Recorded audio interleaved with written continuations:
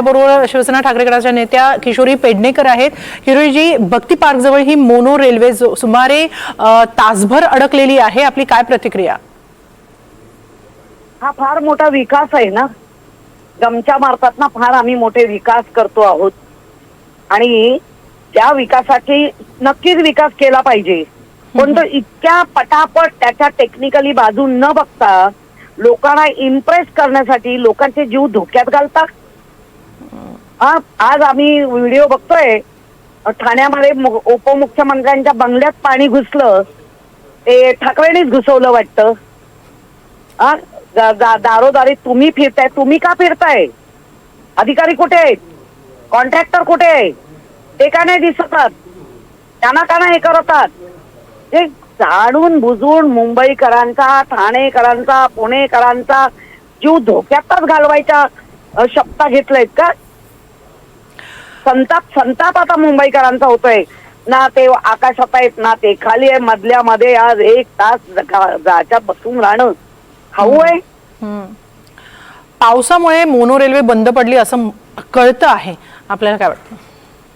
अहो, पावसामुळे सगळं गोष्टी घडतात।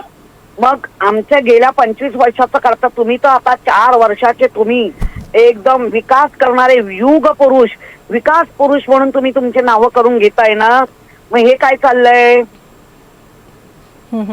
लोकांचे जीव धोक्यात घालताय। टेक्निकली सगळ्या बाजू पहिल्या समजून घ्या।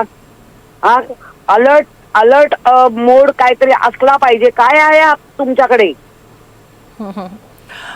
सध्या तरी लोकांना बाहेर काढलं जातं या बंद पडलेल्या मोनो रेल्वे मधून, मात्र आणखीन काय करायला हवं होतं असं आपल्याला वाटतं? नाही, माझं वैयक्तिक मत म्हणाल तर ह्या गोष्टी का घडतात, या करायच्या आधी आपण इतक्या झटपट सगळ्या उद्घाटन करून मोकळे होतो, तर त्या ह्याच्यामध्ये तो ज्यांनी केलंय तो कॉन्ट्रॅक्टर कुठे आहे, तो अधिकारी कुठे आहे? तुम्ही फिरताय, हे महाराष्ट्राला आत्ताच्या याला शोभा देतात? हे अधिकारी, हे कॉन्ट्रॅक्टर जे करून बसले आहेत ते कुठे आहेत? त्यामुळे मुंबईकरांचा फक्त हेवी मोडायचा आणि जीव धोक्यात घालायचं हेच दिसतंय सध्याचे चित्र।